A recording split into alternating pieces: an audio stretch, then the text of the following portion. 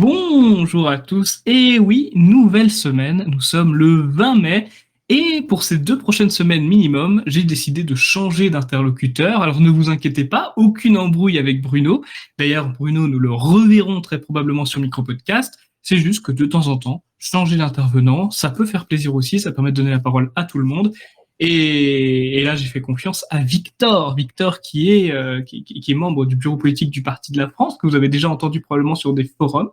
Alors dites-moi, Victor, j'ai décidé de parler une fois par semaine d'une idée force du Parti de la France. Vous savez très bien qu'il y a 9 idées forces qui forgent le programme du Parti de la France. Première idée force, une économie forte. Alors j'aimerais vous poser la question, Victor, quelles sont les conditions d'une économie forte? Bonjour Alexandre, je dirais que tout d'abord, avant de poser les éléments qui sont nécessaires à une économie forte, il convient de faire d'abord un état des lieux de la situation. Alors, on ne surprendra aucun de nos auditeurs en rappelant que la France est dans une situation économique assez précaire.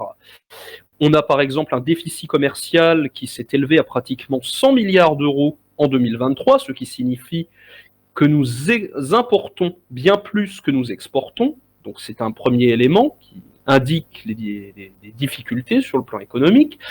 Nous avons en outre une forte fuite de cerveaux, de jeunes talents, de jeunes diplômés qui vont chercher fortune ailleurs. Nous avons perdu par exemple 160 000 personnes depuis 2014, des personnes nées en France, qualifiées, formées en France, qui sont allées trouver fortune à l'étranger.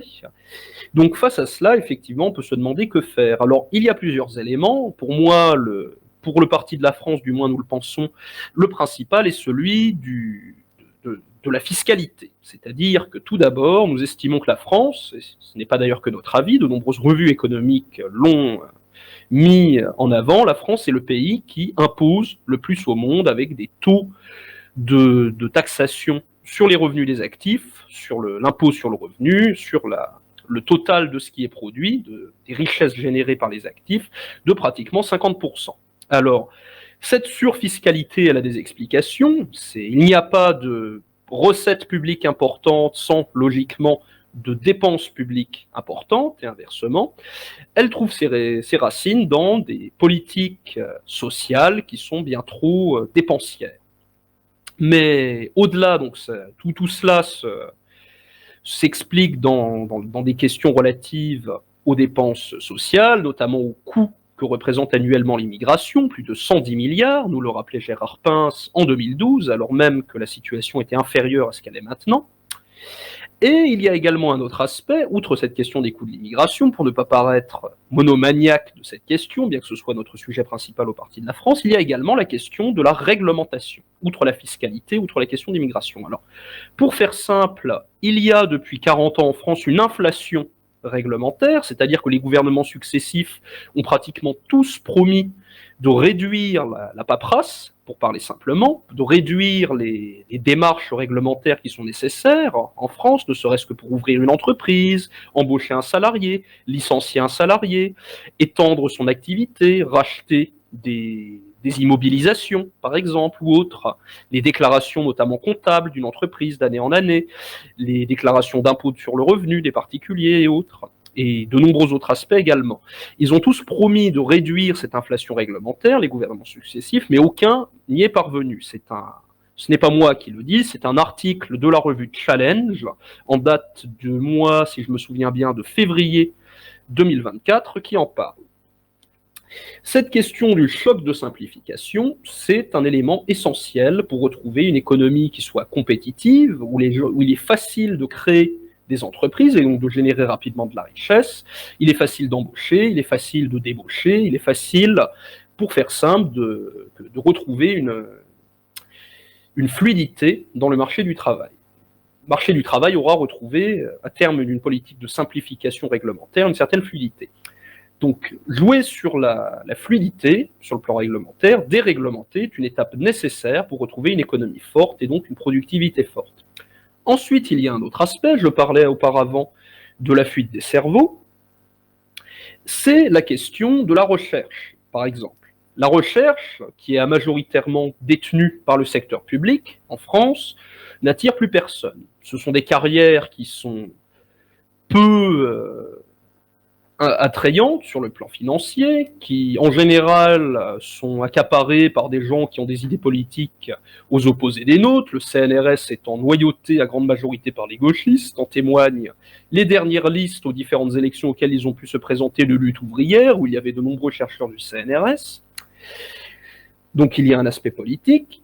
Et au-delà de cela, il y a la question donc de la mainmise du secteur public sur le secteur de la recherche. Au Parti de la France, nous estimons qu'il est nécessaire que l'enseignement supérieur, la recherche, soit ouverte aux investissements, aux capitaux privés. Nous pensons qu'il est nécessaire que des universités, des pôles de recherche puissent être financés par des capitaux privés sur le modèle de ce qui se fait aux États-Unis, afin de retrouver un secteur de création, de recherche, d'innovation sur le plan technique, qui soit français, qui ne soit plus détenu par des intérêts étrangers, ou qui ne fasse plus dans des intérêts ou dans des pays ou des corporations étrangères. Sur la question de la recherche, rappelons en outre que la France ne détient que 10% des cerveaux de l'Union européenne, des grands chercheurs de l'Union européenne, alors qu'elle en constitue 13% de la population. À l'inverse, l'Allemagne, qui ne détient que 16% de la population européenne, représente 19% des scientifiques. Donc, il y a également sûrement des mesures à aller chercher du côté de nos voisins allemands. Un autre aspect est bien évidemment celui de l'éducation, car il n'y a pas d'agent économique productif sans une politique éducative à la hauteur des défis que l'économie lui pose. À voir à ce sujet notre forum du Parti de la France avec Mario Varro et moi sur la question de l'éducation nationale. Il est en effet nécessaire que de plus en plus tôt dans le cursus, les élèves, les étudiants soient encouragés à se poser la question de leur future orientation professionnelle et soient guidés vers des filières peut-être plus spécialisées plus tôt, sur le modèle encore de ce qui se fait en Allemagne. Pour résumer, les conditions du retour à une économie forte impliquent des politiques diplomatiques qui favorisent nos exportations plus que nos importations, une volonté politique de faire revenir les cerveaux en France en réduisant un certain nombre de batteries de mesures fiscales et réglementaires qui découragent les cerveaux d'innover, de produire ou de lancer leurs affaires en France, ainsi que des mesures incitatives pour les entrepreneurs qui existent encore en France, malgré ce climat délétère, pour ne pas les inciter à partir, puisqu'ils ne le font déjà.